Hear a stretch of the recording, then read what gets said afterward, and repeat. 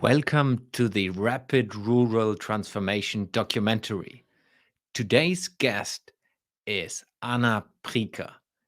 She's expert in education and she has decided to volunteer in this project. Welcome, Ana.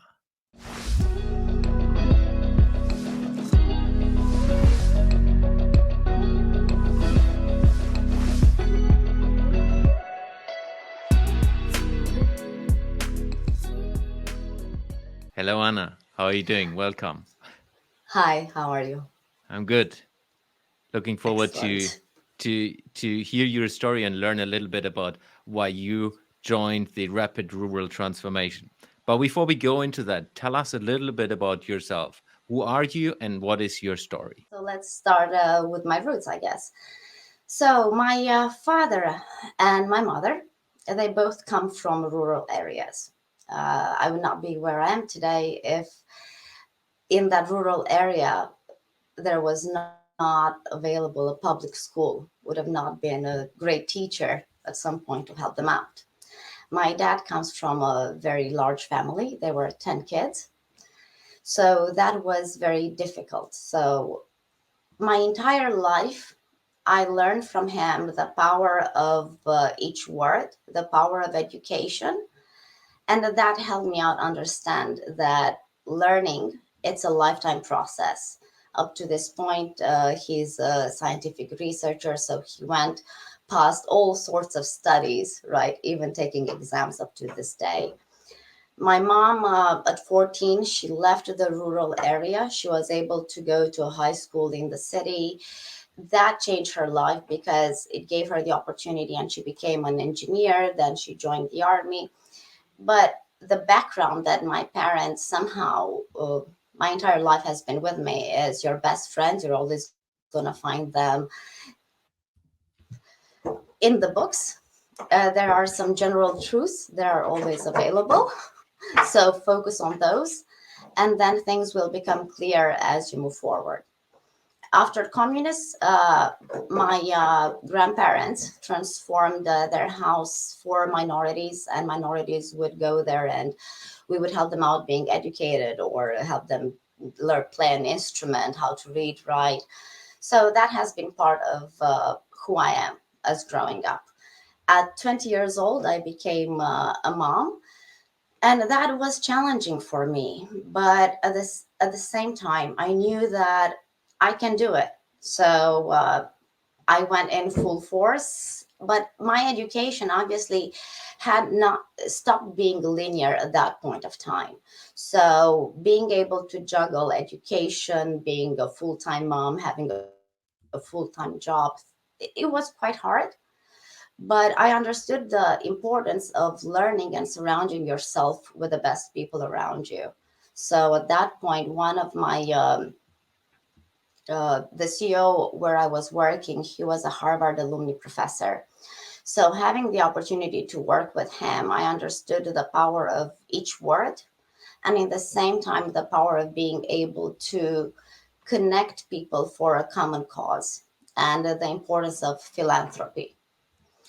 In 2006, my life switched. Things moved around. I came back to Romania with with my daughter. Uh, Being a divorced with a kid, she didn't know the language. Doing the paperwork, registering her, understanding the complexity of each document, the lack of any sort of digitalization in our systems. Uh, for the first months, I was not able to say physically she exists and I want to put her in education because she did not have whatever paperwork. So that got me thinking, okay, what am I going to do? I got a job. Oracle gave me the opportunity. I started a pilot with them. I had great opportunities, and that led me to being a director of global education for Oracle University.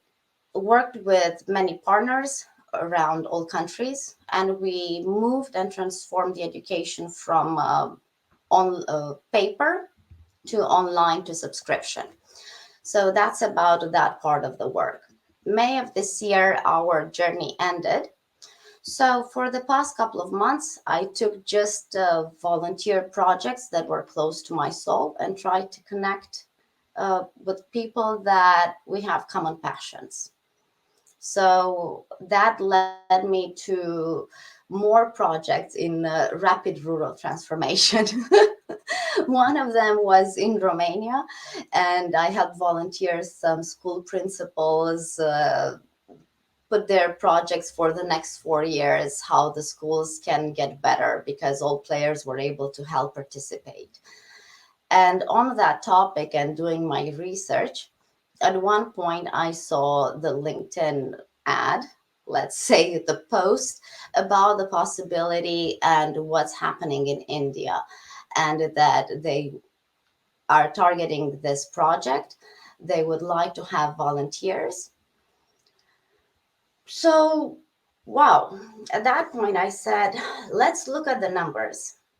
Let's see what's the impact.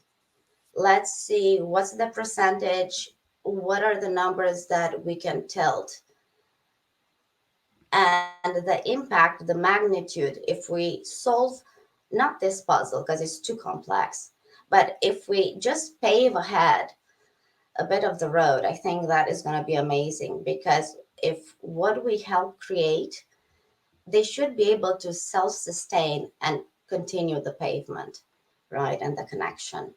So that got me connected with Anita and with Sanjay and with the rest of the group of volunteers. Yeah, great. So now you're part since a couple of weeks of the Rapid Rural Transformation Project. What is the main thing you will be doing inside the project? What is the main contribution you want to bring? Okay, so I'm going to help coordinate the education piece and the women empowerment. Those are the two pieces that I would love to be able to bring my contribution and help others contribute to the story and to the transformation of rural India. There are a lot of amazing volunteers with great ideas, and they have lots of, let's say,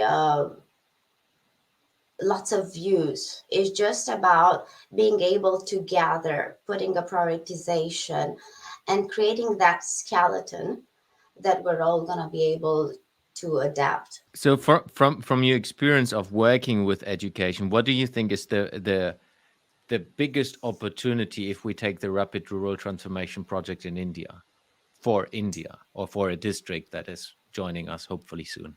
I think that we need to understand that everything that we're doing in education, in women empowerment, in has to start with having a clear mission, a clear uh, what are we targeting, what are the numbers that we're trying to change.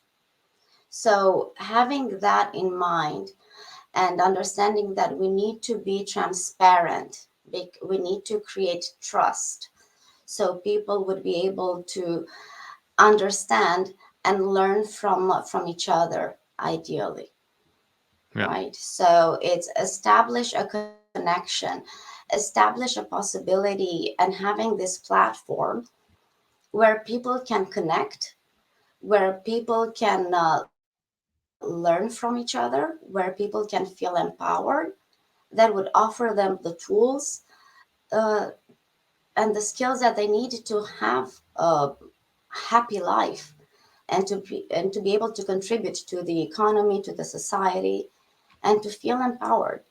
So that's what I would like to be able to help with, right? To help them have this platform, to have access to this source, which I think it's essential, because knowledge at the end of the day, it's power, and it starts with each word, and having the possibility to see that there are so many ways that you can get help. There are so many ways that you can get your education. There are so many ways that you can have a fulfilled life.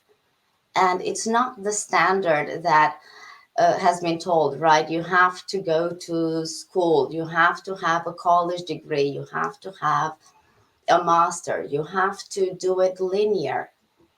Because as we see, life offers us everything but that.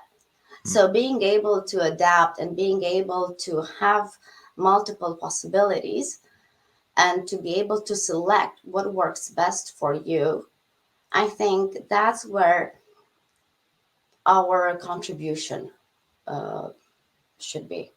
yeah. If you if you could dream, if we say two to I dream five all the time.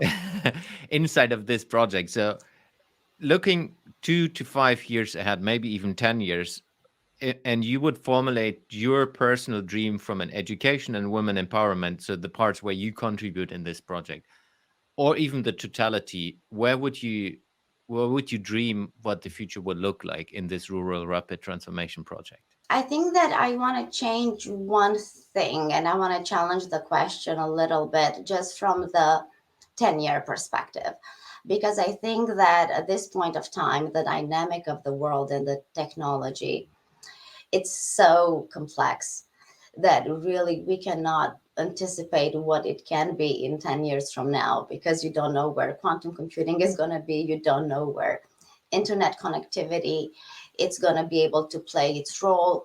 So there are many factors. So if we take the best scenario where everyone is connected and has access, right, to be able to have a choice and to be able to select what sort of education and what fits.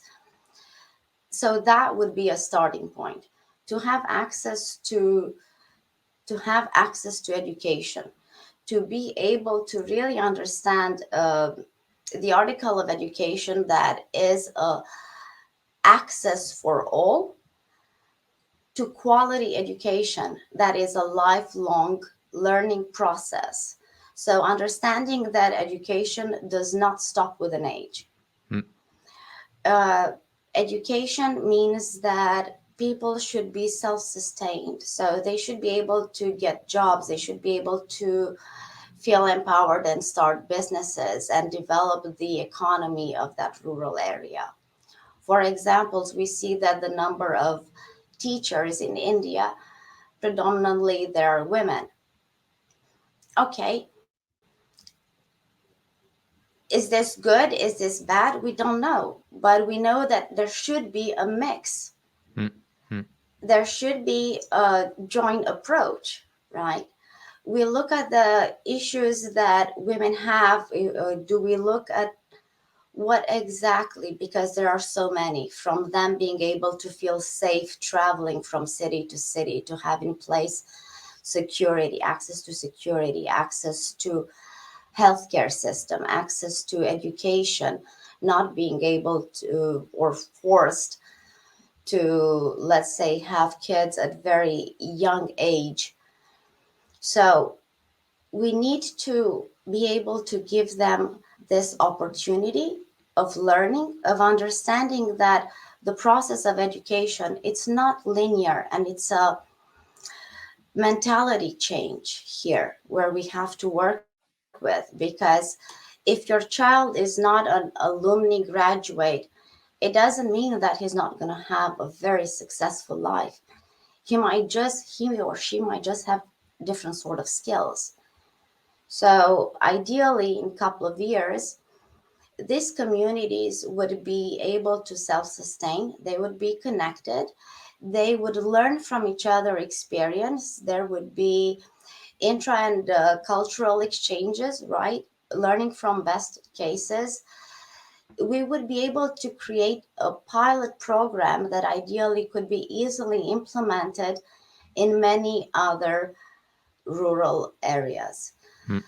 Because if we would be able to solve and tilt the numbers, the percentages, and say, look, this year only, let's say, 8% from the children in India in rural got able, and they were able to access education. So, what does that tell us in 2 years from now? What's that going to be the impact?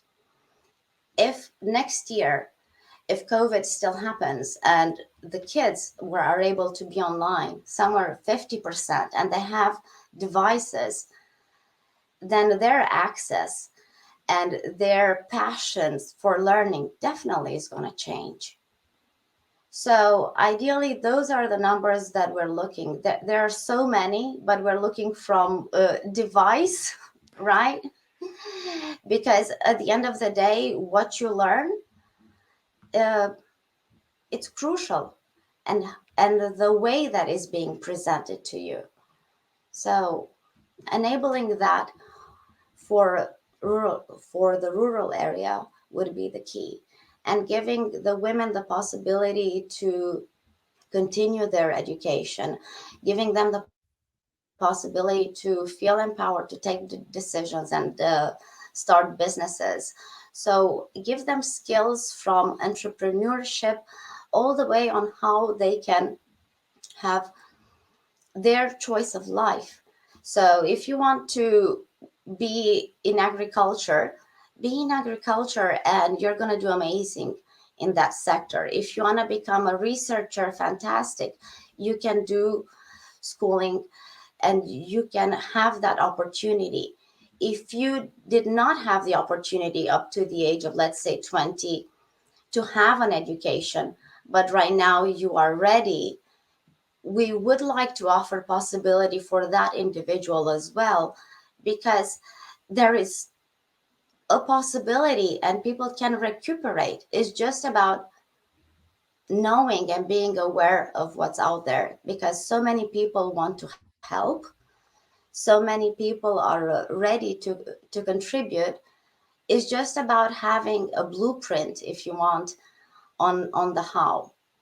Uh, So hopefully we're contributing with this process to that big blueprint.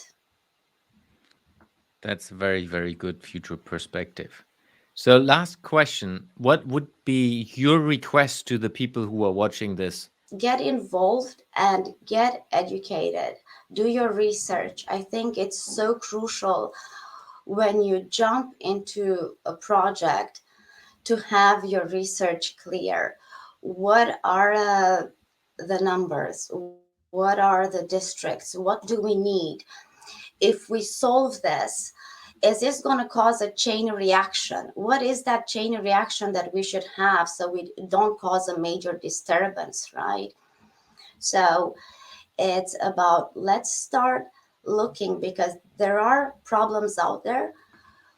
If we know the how to, I think if we don't use that skill and we don't help others, then we contribute to the problem. So we can all be solutionists. And the message is, please, let's get involved. Get involved in your own area, because we need to start building communities back up. It's vital for, in my view, for humanity to have communities connected, and for us to build from and learn from each other. So we're all here to learn. No one is an expert. No one is saying that it has the golden solution and no one did it.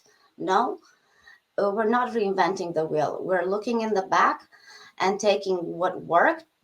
We're looking to see what do we have available today, what's coming.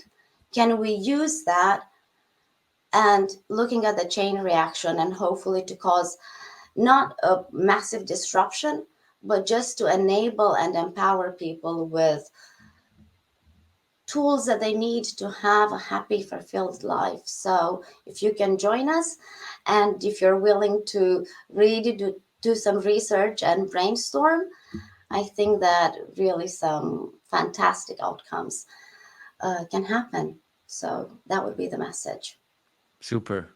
Anna, thank you very much for the conversation and doing the recording today with me. I'm really looking forward to publish this together with Anita and Sanjay, of course, and then bringing more videos and more people who are volunteering and contributing to that project into the spotlight. Thank you very much, Anna, and hope to see you soon. Thank you so much for the talk. It's been a great pleasure. And being part of this project once again is an amazing opportunity for everyone to bring their contribution, because it affects all of us.